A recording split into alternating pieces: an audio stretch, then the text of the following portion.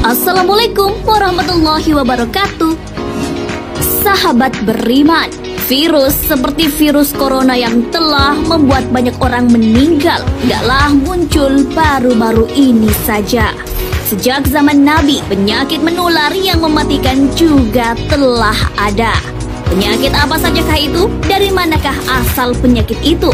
Seberapa bahayakah penyakit-penyakit itu?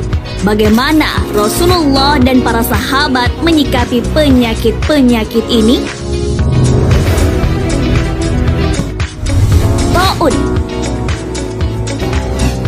Taun adalah penyakit menular yang disebabkan oleh hewan seperti tikus. Penyakit itu kemudian ditularkan kepada manusia. Selain demam tinggi, penyakit ini juga menyebabkan pembengkakan. Istilah taun digunakan para ulama untuk segala macam jenis penyakit yang menular. Mengenai penyakit ini, Rasulullah SAW bersabda dari Usamah bin Zaid. Ia bercerita kepada saat dari Nabi SAW, beliau bersabda, apabila kalian mendengar taun di suatu negeri, maka janganlah kalian masuk ke dalam negeri itu. Namun jika ia menjangkit suatu negeri sementara kalian berada di dalamnya, maka janganlah kalian keluar dari negeri tersebut. Hadis riwayat Bukhari.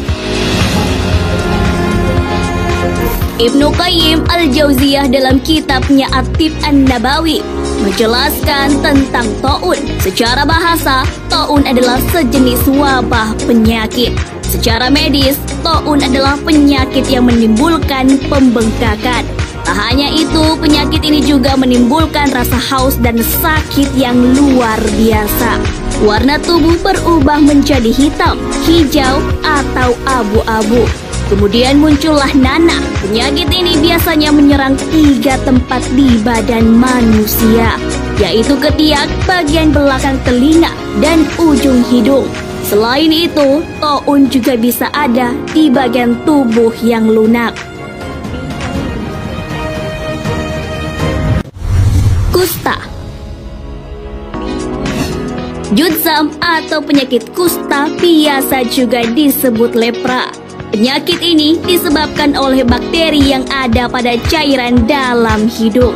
Ketika bersin atau batuk, udara yang sudah bercampur dengan bakteri ini dapat menulari orang yang menghirupnya.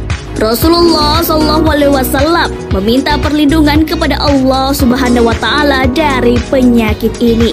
Dari Anas bin Malik bahwa Nabi SAW pernah berdoa, ya Allah, sesungguhnya aku berlindung kepadamu dari penyakit belang, gila, kusta, dan dari penyakit buruk lainnya. Hadis riwayat Abu Daud. Nabi Muhammad SAW memberi nasihat kepada umatnya agar menjauhi orang yang berpenyakit lepra. Hal ini sesuai sabda beliau. Dari Abu Hurairah, Rasulullah bersabda, jauhilah orang yang terkena lepra seperti kamu menjauhi singa. Hadis riwayat Bukhari. Belang. Penyakit baras adalah penyakit yang menyebabkan kulit berwarna putih. Penyakit ini bisa juga disebut dengan penyakit vitiligo. Sumber penyakit ini disebutkan dalam hadis Rasulullah SAW. Dari Aisyah, ia berkata, Rasulullah SAW melarang berwudu atau mandi dengan air yang terpapar matahari. Dan beliau bersabda, sesungguhnya itu bisa menimbulkan penyakit belang. Hadis riwayat Al-Daruqutni. Al-Qadi Abu Bakar Al-Bakilani menyebutkan bahwa penyakit ini adalah penyakit menular. Pada zaman Nabi, banyak yang menderita penyakit ini. Selain itu, banyak beredar mitos untuk menghindari orang dengan berpenyakit belang. Namun kenyataannya, penyakit ini dibuktikan bukanlah penyakit yang menular. Orang lain masih bisa berkomunikasi dengan pengidap penyakit belang. Kudis. Kudis adalah sebuah penyakit yang menyebabkan rasa sangat gatal di kulit. Penyakit ini biasa juga disebut dengan jarak. Kudis ditandai dengan munculnya ruam bintik-bintik yang menyerupai jerawat. Kudis disebabkan oleh kutu kecil yang ada di kulit. Mengenai penyakit ini dinyatakan sebagai penyakit yang menular. Hal ini pernah terjadi di zaman Rasulullah SAW. Dari Abdullah bin Mas'ud radhiyallahu anhu, ia berkata, Rasulullah SAW berdiri di hadapan kami lalu bersabda, tidak ada sesuatu yang dapat menular yang lain. Ada seorang Arab pedalaman berdiri, kemudian ia membantah, wahai Rasulullah, awal mula kudis menyebar itu lewat mulut atau ekor seekor unta, lalu menyebar hingga unta yang lain menjadi kudisan semuanya.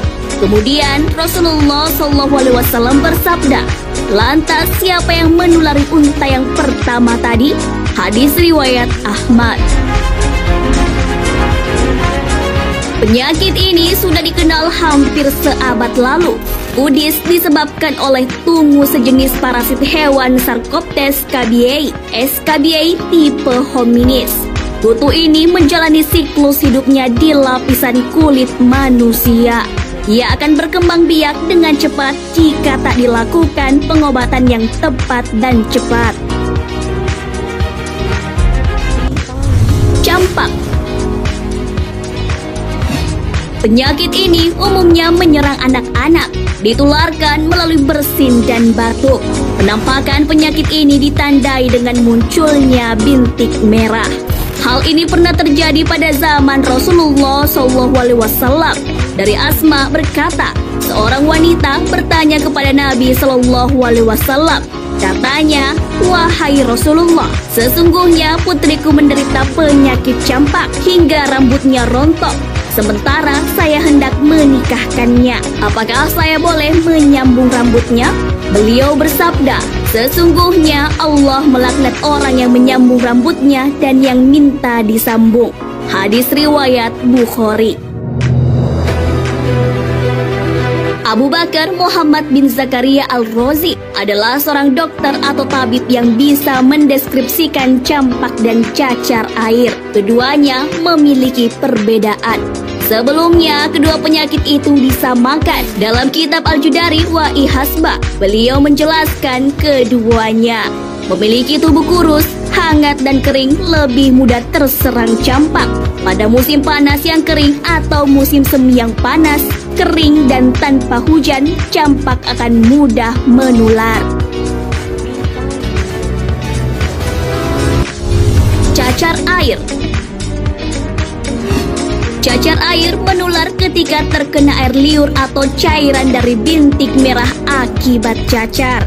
Cacar air juga disebut judari. Judari biasanya terletak pada bagian punggung dan perut. Dari Ibnu Abbas, ia memarfukannya sampai kepada Rasulullah SAW tentang firman Allah dalam surah An-Nisa ayat 43. Dan jika kamu sakit atau sedang dalam musafir. Lalu beliau berkata, jika seseorang terkena luka di jalan Allah lalu bernanah atau terkena penyakit cacar, lalu dia terkena junub dan takut seandainya dia mandi akan menyebabkannya meninggal, maka dia boleh bertayamum. Hadis riwayat Al-Hakim. Penjelasan tentang cacar air juga dijelaskan Muhammad bin Zakaria Al-Razi. Waktu penyebaran cacar air adalah akhir musim gugur dan awal musim semi. Gejala demam, sakit punggung, gatal di hidung, dan gangguan tidur akan dirasakan penderita sebelum pecahnya cacar air. Untuk gejala umum lainnya yaitu susah bernafas, batuk, mulut kering, parau, merah pada pipi dan mata, pusing, serta cemas. Nah, sahabat beriman, itulah beberapa macam penyakit menular yang ada di zaman Rasulullah SAW dan para sahabat.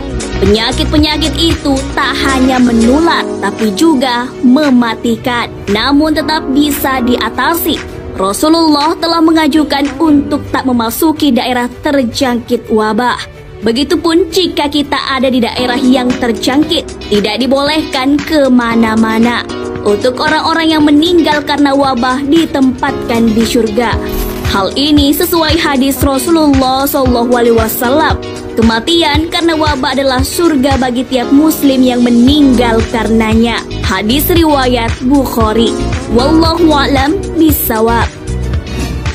Sahabat beriman, jangan lupa berbagi informasi dengan share video ini, karena sebaik-baik manusia adalah yang paling bermanfaat bagi manusia. Wassalamualaikum warahmatullahi wabarakatuh.